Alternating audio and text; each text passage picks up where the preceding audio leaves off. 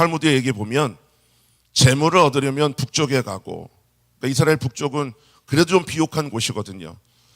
근데 지혜를 얻으려면 남쪽으로 가라고 얘기해요. 근데 남쪽은요, 광야예요. 그래서 이스라엘의 초대 총리였던 벤구리온이요, 지혜를 얻으려면 광야로 가라라고 이야기합니다. 광야에 아무것도 없어요. 사막과 같은 척박한 곳이에요. 근데 왜 거기에 가라고 얘기해요? 왜 거기에 가야 지혜가 있다고 얘기할까요?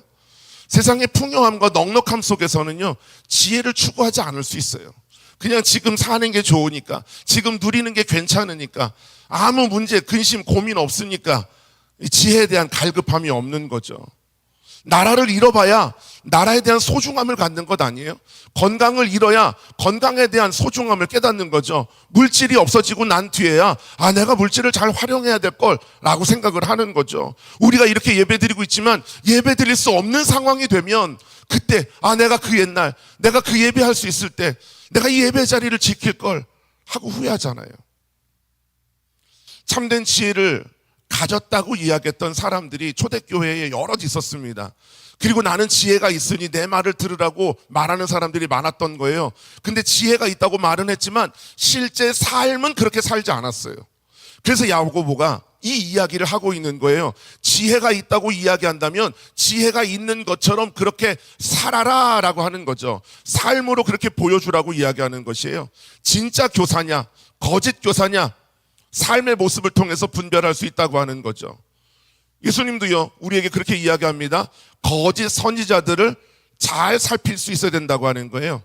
겉으로는 양의 옷을 입고 좋은 모습으로 다가오니까 속기 너무 쉬운 거죠. 그것을 우리가 분별해내는 것이 너무 어렵더라고 하는 것이에요.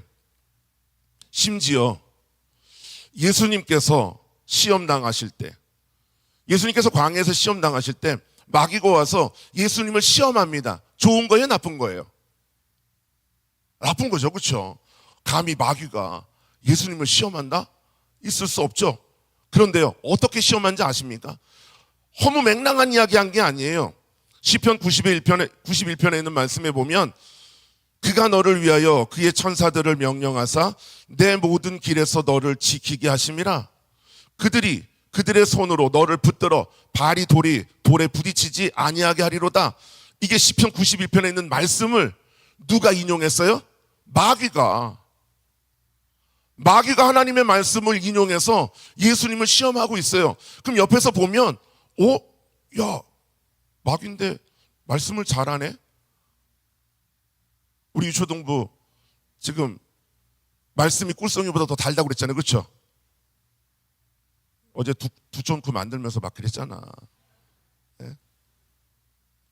근데 그 말씀이 말로만 정말로 내게 꿀보다 더 답니다라고 말만 하는 게 아니라 진짜 그 말씀을 먹어야죠.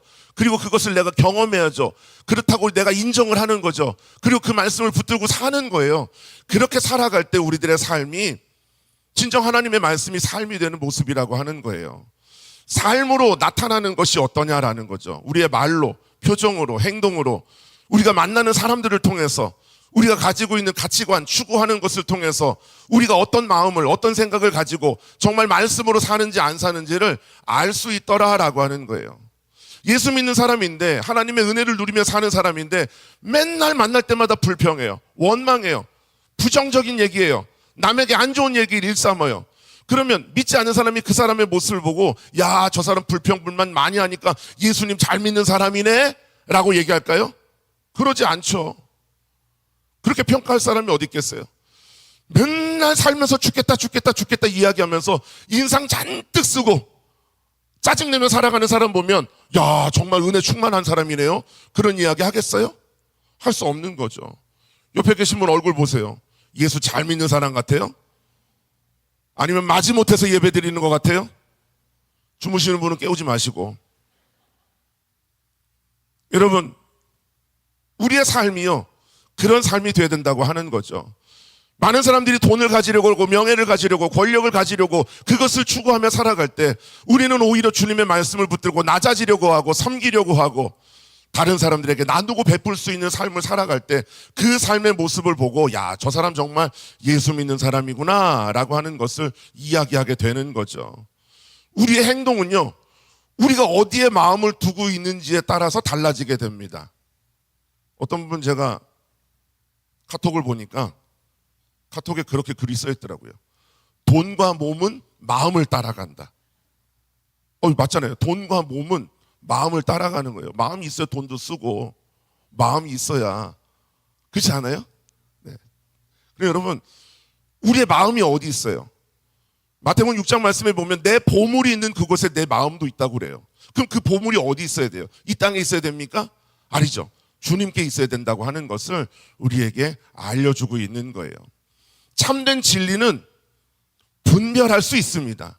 진짜 지혜는 분별할 수 있다고 하는 것이에요. 15절 말씀에 보면 이러한 지혜는 이라고 얘기하고 있어요. 위로부터 내려온 것이 아니라 땅의 것이고 정욕의 것이고 귀신의 것이니 라고 이야기하고 있죠. 이것이 잘못됐다라고 하는 것이요, 드러나고 나타난다고 하는 것을 우리에게 말씀해 주고 있어요. 그러니 그것을 어떻게 된다고요? 분별할 수 있어야 돼요. 여러분 옆에 계신 분에게 물어보세요. 지금 낮이에요? 밤이에요?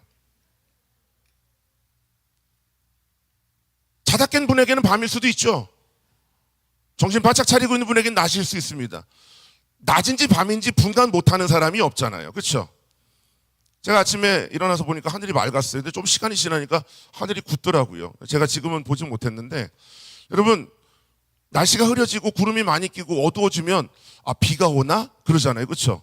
그렇게 봐서 아는 분도 있고요. 무릎이 아프고 허리가 아프고 이렇게 해서 아는 분도 있어요. 분별하는 거예요. 날씨를 보고도 지금 어떻게 될 것이다 라고 하는 것을 분별하는 것처럼 이 시대가 어떤 시대인지를 잘 분별할 수 있는 시대가 되어야 돼요. 그 분별할 수 있는 지혜가 우리에게 있어야 된다고 하는 거죠. 레위 지파들, 특별히 제사장들이요, 회막에 들어갈 때, 성전에 들어갈 때, 성막에 들어갈 때 레위기 10장 말씀에 보면 포도주나 독주를 마시지 않았다라고 되어 있어요. 뭐 했다고요? 포도주나 독주를 마시지 않았다는 거예요. 왜 그랬어요? 포도주나 독주를 마시면요, 사리 분별이 되지 않아요. 판단할 수 없어요. 자기 몸도 제대로 가누지 못해요. 그러니 거룩한 것, 속된 것을 분별할 수 없게 되는 것이고, 부정한 것, 정한 것을 분별할 수 없게 되는 것이고, 그러니 이스라엘 백성들에게 그것을 말할 수 없게 된다라고 하는 거죠. 믿음의 사람들인 우리들, 하나님의 백성인 우리들은요, 세상에 속한 것, 세상에 더러운 것, 세상에 악한 것, 세상에 멸망적인 것과 하나님 나라의 기쁨이 되고 소망이 되고 감사가 되는 것을 분별할 수 있으셔야 돼요. 그래서 세상 사람들에게 그렇지 않은 것이다 라고 이야기할 수 있어야 하는 것이죠. 음식을 드셨는데 맛을 느끼지 못하면 얼마나 괴로워요. 그렇죠? 맛을 느낄 수 있을 그때 좋은 음식도 드시는 것이지, 맛을 느끼지 못하면 상한 음식인지도 모르고 그것을 먹게 되더라고 하는 거예요. 식약청에서요, 그런 기사 냈더라고요. 식빵의 유효기간이 거의 다 되었을 때 샌드위치로 파는 사람들이 간혹 있대요. 먹는 거 갖고 장난치는 사람 정말 나쁜 사람인 것 같아요. 그러면 여러분, 빵만 먹을 땐요, 빵이 어떤지 잘 느낍니다. 근데 그 안에 막 소스 넣고 여러 가지 샌드위치 안에 들어가는 걸 넣고 나면 빵 맛을 잘 못 느낀대요. 그래서 그렇게 한다네요. 생과일은 딱 보면 상한지 아닌지 식별되는데 샐러드처럼 다 섞으면, 그렇죠? 마요네즈에 섞이면 잘 몰라요. 그러니까 약간 좀 갈랑말랑한 애들을, 그러면 안 돼요. 이거를 잘 분별해낼 수 있어야 된다고 하는 것이에요. 그런데 땅에 있는 것을 잘 봤더니 참된 지혜가 아닌 것이 너무 많더라는 거예요. 이 땅의 것을 추구하며 살아가면 살아갈수록 우리는 주님의 뜻과 멀어지고 주님의 뜻과 멀어지게 된다고 하는 것을 이야기하는 거죠.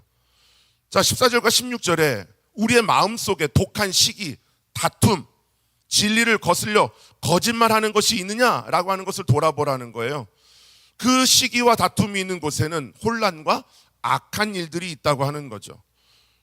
주님의 뜻과 상관없이 살아가는 내 모습, 나도 모르게 내 입에서 부정적인 말을 하고 불편한 말을 하고 다른 사람을 향해서 욕하고 화내고 짜증내는 것들이 있다면 나는 땅에 속한 사람이 아닌가 되돌아보라고 하는 거죠. 그래서 로마서에 이렇게 우리에게 말씀합니다. 육신을 따르는 자는 육신의 일에 관심이 있어요. 영을 따르는 사람은 영의 일에 생각을 하는 거죠.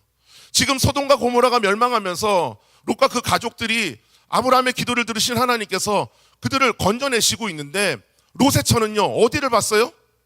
소돔과 고모라 멸망하는 곳을 바라봤다는 거예요. 우리가 바라봐야 될 것은 믿음의 주님, 온전케 하시는 예수님만 바라봐야 될 줄 믿습니다. 세상에 죽어가고 썩어가고 없어져가는 것을 바라보는 인생이 되지 말라고 하는 것이에요. 영을 따르는 사람은요, 영의 일을 생각하는 것이죠. 육신의 생각은 사망이라고 이야기합니다. 영의 생각은 생명과 평안이라고 우리에게 말씀해 주고 있어요. 그러면서 로마서와 갈라디아서에 그 육신의 일, 세상의 일, 이 땅에 속한 것이 무엇인지를 알려주고 있습니다. 자, 로마서 13장 13절과 14절 우리 크게 한번 우리 화면 보시고 읽어보겠습니다. 시작. 낮에와 같이 단정히 행하고 방탕하거나 술 취하지 말며 음란하거나 호색하지 말며 다투거나 시지하지 말고 오직 주 예수 그리스도로 옷 입고 정욕을 위하여 육신의 일을 도모하지 말라. 아멘. 자, 방탕한 것, 술 취하는 것, 음란한 것, 호색하는 것, 다투는 것, 시기하는 것. 우리가 때로는 악한 것들, 사회법에서는 뭐 중범이다, 뭐 경범이다 이렇게 나누지만 하나님 앞엔 죄는 다 똑같은 거예요. 하나님 떠난 삶의 모습은 다 죄인 거죠. 그런데 여러분, 나는 술 안 마신가 괜찮다. 근데 옆에 있는 사람이랑 다툰다? 다투는 것도 육신의 것이죠. 땅에 속한 것이고 세상의 것이고 하나님 원하시는 일이 아니라고 하는 것을 이야기하는 거예요. 다투는 것, 겉으로 드러나죠. 싸우는 거니까. 근데 시기하는 것, 내 마음속에, 자, 옆에 계신 분 활짝 웃으면서 샬롬, 평안, 사랑합니다, 축복합니다. 그리고 속으로는 못된 것. 이렇게 마음 먹으면 돼요, 안 돼요? 안 된다는 거예요. 그 마음속에 있는 시기함까지도 주님은 말씀하시는 거죠. 갈라디아서 5장 16절 이하예요. 육체의 일은 분명하니 곧 음행과 더러운 것과 호색과 우상숭배와 주술과 원수 맺는 것, 분쟁, 시기, 분냄, 당짓는 것, 분열하는 것, 이단, 투기, 술 취하는 것, 방탕한 것, 또 그와 같은 것들이라고 얘기하고 있어요. 그런 것들을 우리는 어떻게 될까요? 우리 육체와 함께 우리 정욕과 탐심을 십자가에 못 박아야 될 줄 믿습니다. 육체의 것, 세상의 것, 땅에 속한 것, 그것이 참된 지혜가 아니라는 것을 우리가 분별해낼 수 있어야 된다고 하는 것을 계속 말씀드리고 있는 거예요. 그러니까 우리는 하늘에 속한 것, 하늘로부터 우리에게 주신 은혜를 참된 지혜로 여기고 받아들여야 되는 거죠. 그렇죠? 예. 하나님의 은혜가 우리에게 있어야 된다는 거예요. 그 얘기를 17절에 오늘 말씀하고 있는 거예요. 위로부터 난 지혜가 무엇이냐라는 거죠. 위로부터 난 지혜. 자, 우리 유초등부 화면 보시고 크게 한번 읽어볼게요. 유초등부만 시작.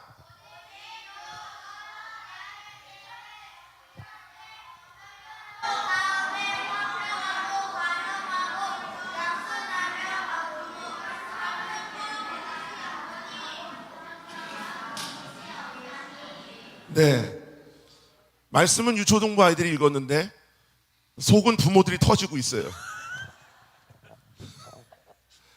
우리 잘 읽었죠, 우리 아이들, 그죠? 네. 위로부터 난 지혜가 뭐라고요? 자, 읽었으니까 기억해야지. 위로부터 난 지혜, 첫째 뭐라고? 성결하고. 다음에 어떻게 하고? 또 어떻게? 양순하고. 긍휼과 무엇이 가득하고? 선한 열매가. 편견과 거짓이 없는 것이다 라고 이야기하고 있어요. 성결한 것 무엇일까요? 세상의 것이 아닌 하나님의 것이라고 이야기하는 것은 주님 닮음의 모습을 이야기하는 것 아닐까요? 우리 안에 주님의 모습이 보여지는 것, 세상에 관심 두지 않고 주님의 은혜를 추구하며 살아가는 삶. 아까 분쟁하고 다투는 것과 반대되는 화평한 것, 관용한 것이죠. 넓게 포용해 줄 수 있는 그 마음, 그것이 우리에게 있어야 된다고 하는 것을 말씀하고 있습니다. 그러면 하늘로부터 난 지혜가 참된 지혜인데 그것을 우리가 어떻게 얻느냐라는 거예요. 따라합시다. 하나님을 가까이 합시다. 누구를 가까이 하라고요? 하나님을 가까이 하라는 거예요. 하나님을 가까이 하면 하나님께서 우리와 가까이 하신다고 말씀합니다. 두 마음을 품지 말라는 거예요. 그 세상적인 마음을 버리고 성결하고 하나님과 가까이 하는 것이, 그것이 주님께서 기뻐하시는 일인 것이죠. 그러니 우리의 삶이 정말로 주님이 기뻐하시는 아름다운 열매를 거두는 삶이 되어야 한다고 하는 거예요. 기브온에서 밤에 솔로몬이 꿈을 꿀 때 하나님께서 솔로몬의 꿈에 나타나십니다. 여러분, 꿈속에 주님 나타나면 좋죠? 아, 싫어요? 네. 주님이 꿈속에 우리에게 그렇게 물어보시는 거예요. 내가 너에게 뭐 해줄까? 자, 옆에 계신 분을 물어보세요. 내가 너한테 뭐 해줄까? 뭐 해줬으면 좋겠어요? 설마 설교를 빨리 끝내라고. 아니죠? 네. 솔로몬에게 묻습니다. 내가 너에게 무엇을 줄까? 그런데요, 솔로몬이 지혜를 구했다고 하는 것이에요. 그것을 주님이 뭐라고 말씀하냐면, 자기를 위해서 오래 사는 것, 장수를 구하지도 않았고, 돈 많이 버는 것, 부도 구하지 않고, 나를 미워하고 괴롭히는 원수의 생명을 멸하는 것도 구하지 않고, 오직 하나님의 뜻을 잘 분별해서 하나님의 사람, 믿음의 백성들을 잘 세우는 그 지혜를 구하였으니 주셨을까요? 안 주셨을까요? 주셨다고 하는 거예요. 근데 지혜만 주신 것이 아니라 뭐라고 말씀하냐면, 내가 구하지 않은 것, 뭐예요? 부귀와 영광도 너에게 주리니 라고 말씀하고 있어요. 따라합시다. 지혜를 구할 때 부귀와 영광도 주십니다. 아멘. 그렇다고 부귀와 영광을 받으려고 지혜 구하는, 그 다 주님 아시죠? 그렇죠? 진짜 주님의 뜻을 구하는 우리 모두가 되기를 간절히 소망합니다. 그런데요, 그렇게 지혜를 구하였더니 열매를 맺는다고 말씀하는데요, 단순히 그 열매를 맺는 것이 우리가 그것을 가지고 마음껏 풍성하게 먹는 것만을 이야기하는 것이 아니라, 그 열매가 항상 있어서 주님의 이름으로 아버지께 무엇을 구하든지 다 받는 은혜와 축복이 있다고 말씀하고 있어요.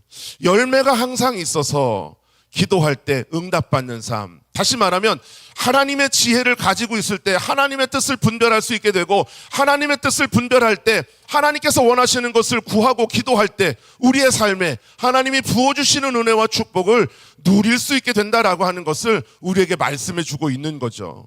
사랑하는 성도 여러분, 이 기도의 응답이 우리 모두에게 있어지기를 주님의 이름으로 축복합니다. 열매 많이 맺는 삶이 되시기를 주의 이름으로 축원합니다. 그러기에 우리가 원하는 한 가지, 무엇이 되어야 될까요? 지혜를 구하는 삶이 되어야 한다는 거예요. 하나님의 뜻을 구하는 것, 하나님의 마음을 가지고 이 세상의 것들을 분별해낼 수 있는 지혜로운 주의 자녀들 되시기를 주님의 이름으로 축원합니다. 우리 옆에 있는 분에게 그렇게 축복합시다. 지혜를 얻읍시다. 아멘. 우리 시간 함께 찬양하며 기도하도록 하겠습니다.